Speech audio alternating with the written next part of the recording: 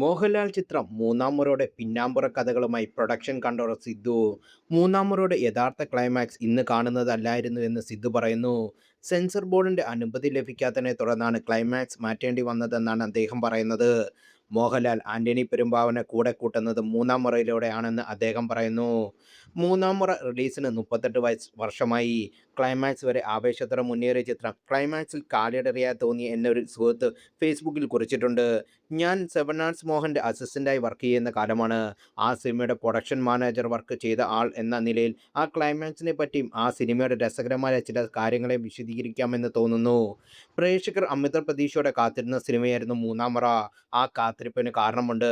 20-ാം നൂറ്റാണ്ടിന് ശേഷം ലാലേട്ടനും K Madhu sir, S N സ്വാമി sir എന്നിവർ ഒന്നിക്കുന്ന സിനിമ.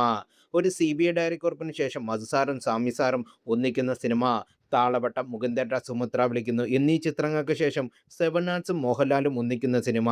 റിലീസ് ദിവസം തൃശൂർ ജോസ് തിയേറ്ററിൻ്റെ ഗേറ്റിൽ ജനങ്ങൾ തള്ളുമൂലം മറിഞ്ഞു വീഴുകയും ഗേറ്റിൻ്റെ അടിയിൽപ്പെട്ട് ആളുകൾക്ക് മുന്നിൽ കൂടി കാണികൾ ടിക്കറ്റ് കൗണ്ടറിലേക്ക് ഓടുകയും ഒട്ടേറെ പേർക്ക് സാരമായി പരിക്കേൽക്കുകയും ചെയ്തിരുന്നു. കേരളത്തിലെ എല്ലാ റിലീസ് സെൻ്ററുകളിലെ അവസ്ഥ ഏകദേശം ഇതൊക്കെ തന്നെയായിരുന്നു. മൂന്നാം മുറയുടെ ക്ലൈമാക്സിനെ കുറിച്ച് പറയാം.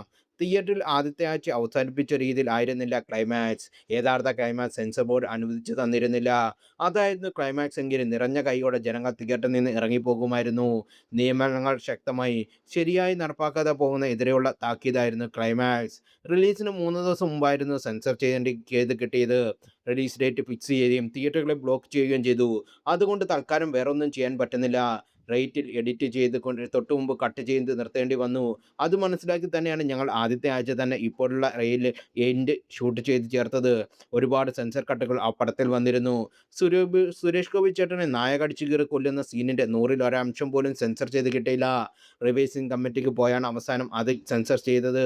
യൂട്യൂബിൽ ആ പടം എടുത്തു നോക്കിയാൽ കാണാം. മൂന്നാം മുറയുടെ ടൈറ്റിൽ ബ്രാക്കറ്റ് റിവൈസ്ഡ് എന്ന് ചേർത്തിട്ടുണ്ടാകും. മൂന്നാം മുറയ്ക്ക് മറ്റൊരു പ്രത്യേകത കൂടിയുണ്ട്. നായകന്മാരും വില്ലന്മാരെയും ക്യാരക്ടർ റോളുകളെല്ലാം സിനിമയുടെ തുടക്കം മുതൽ പിന്നീട് സ്വന്തം പേരിൽ സിനിമാ തിയേറ്ററിൽ ആളെ കൂട്ടാൻ പ്രാപ്തിയായി വളർന്ന നായകന്മാരായി വളർന്നു വന്ന കുറച്ചുപേർ ആ പടത്തിൽ അഭിനയിച്ചിട്ടുണ്ട്. സുരേഷ് ഗോപി ചേട്ടൻ, മുകേഷ് ചേട്ടൻ, ബാബു ആന്റണി ചേട്ടൻ, മുരളിയേട്ടൻ, വിജയരാഘവൻ ചേട്ടൻ തുടങ്ങിയവർക്ക് ബഡായി ബംഗാളി അമ്മായിയായി അഭിനയിച്ച പ്രസിദ്ധിയും സുമ ജയറാമും ആദ്യമായി അഭിനയിച്ച സിനിമ കൂടിയാണ് മൂന്നാം മുറ.